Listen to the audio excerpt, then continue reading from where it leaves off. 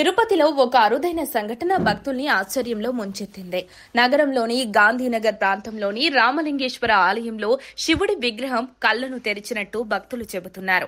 ఈ వార్త social media ద్వారా విస్తృతంగా ప్రచారం కావడంతో ఆలయానికి భక్తులు భారీగా చేరుకుంటున్నారు.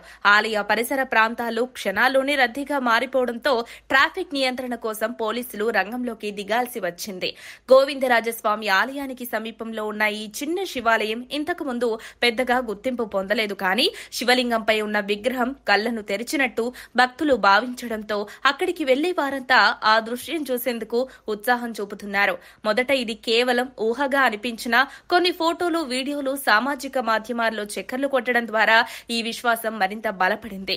భక్తులు రాత్రే ఆలయం ముందు క్యూలో నిలవడం ప్రారంభించగా ఉదయానికి వందలాది మంది శివుని దర్శించేందుకు వచ్చారు. కుటుంబాలతో పాటు వివిధ ప్రాంతాల నుంచి కూడా భక్తులు తరలివచ్చారు. భక్తుల రాకతో ఆలయం చుట్టుపక్కల జనసందోహం పెరిగిపోయింది.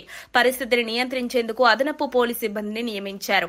శివుడి కళ్లలో ప్రకాశం కనిపించిందని కొంతమంది చెబుతున్నారు. ఇది సహజ కాంతి ప్రతిబింబమయ్యే ఉండవచ్చని కొన్ని వాదనలు వస్తున్నా తమకు ఇది దేవుడి సంకేతంగా అనిపించిందని భక్తులు విశ్వాసాన్ని వ్యక్తం చేస్తున్నారు. ఇది శివుడి పిలుపు అని ఒక భక్తుడు అన్నారు. ఈ ఘటనపై దేవాదాయ శాఖ స్పందించింది. వాస్తవంగా ఇది ఏం జరిగిందో తెలుసుకునేందుకు సమాచారం సేకరిస్తున్నాం. ఆధ్యాత్మిక ఘటన లేక ప్రకృతి సహజ ఫలితమా అన్న దానిపై నిపుణులతో కలిసి విచారణ చేస్తున్నామని వారు తెలిపారు. ఇంకా ఆలయ కమిటీ ఈ ఘటనపై అధికారికంగా స్పందించలేదు. అయితే కొన్ని శాస్త్రవేత్తలు ఈ వాతావరణ మార్పుల వల్ల జరిగి ఉండవచ్చని అభిప్రాయపడుతున్నారు. అయినా భక్తుల నమ్మకాన్ని హరిస్తూ వ్యాఖ్యానించదలుచుకోలేదని పూజారులు స్పష్టం చేశారు. భక్తికి శాస్త్రం దారి చూపాల్సిన అవసరం లేదని వారు చెప్పారు.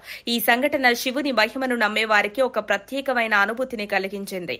ఇది శివుడి లీలలా లేక కల్పిత విశ్వాసం అనే అంశంపై స్పష్టత లేనప్పటికీ ఈ ఆలయం ఇప్పుడు తిరుపతిలో భక్తుల కేంద్రంగా మారటంలో సందేహం లేదు. మరిన్ని అప్డేట్స్ కోసం మా కాయ్ టీవీని సబ్స్క్రైబ్ చేసుకోండి. మా వీడియో కనుక మీకు నచ్చినట్లయితే లైక్ చేయండి, షేర్ చేయండి.